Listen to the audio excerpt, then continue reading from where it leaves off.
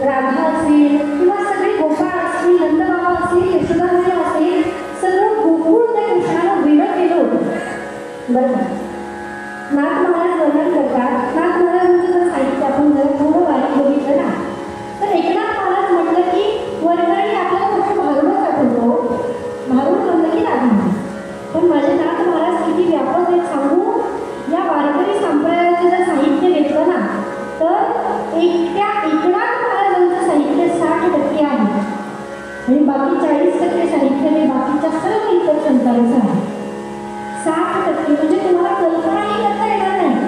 आपलं अख्खं आयुष्य गेलं तरी ते साहित्य आपल्याला वाचण्यासाठी पुरणार आहे.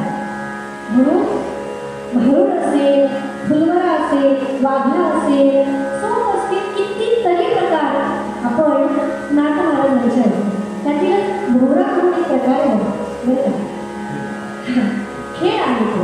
आणि ही नाथ महाराजांची विशेषता आहे की सर्वसामान्यांना कळावं बरं का, कळावं की लोकांना हे वेदांनी जे काही सांगितलंय ते त्यांच्या भाषेत कळावं.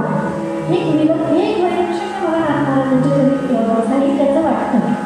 बघा, जेव्हा परमात्मा एक ब्रह्मतत्व होतं ना, ते एकटं होतं. मग त्याला अनेक व्हावं वाटतं, बघू व्हावं वाटतं, पण त्याला ते एकटा करता आलं नाही. त्याला मायेचा आधार घ्यावा लागला. मग इथं नाथ महाराज वर्णन करतात की बाबा हा भोवरा म्हणजे काय हो. नाथ महाराजांचं सगळे साहित्य थोडं विचार करण्यासारखे बघा. मी जेव्हा पहिल्यांदा पैठणमध्ये आले आणि पहिली माझी नाथषष्ठी होती, तेव्हा एक अभंग सतत कानावर पडायचा की नाथांच्या घरची उलटीच फुलं आणि पाण्याला कोणती लागली तहान.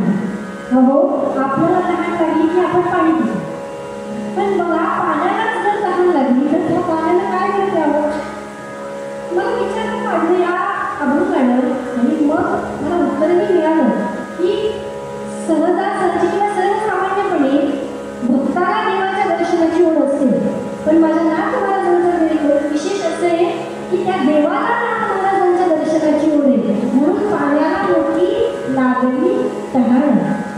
अजून असं अनेक साहित्य, मुंगी व्याली, शिवली झाली, तिथे पुढे किती घरा बांधणं बघू वाटले तिने वारा, असं अनेक विचारात पडणार त्यांचं साहित्य. त्यातीलच एक ते पुढचं आपल्यासमोर पुढची रचना जेव्हा सादर करत आहे ते म्हणजे खेळ भोवरा बाई भोवरा याया राधिकेचा नव. तुम्ही म्हणा राधिका म्हणजे काय, मी मगाशी सांगितलं. राधिका म्हणजे माया बरं का. राधिकेचं मुख केलंय, पण मायेच्या आधारानेच त्याला सगळा खेळ खेळायचा आहे आणि तो एवढा खेळतोय.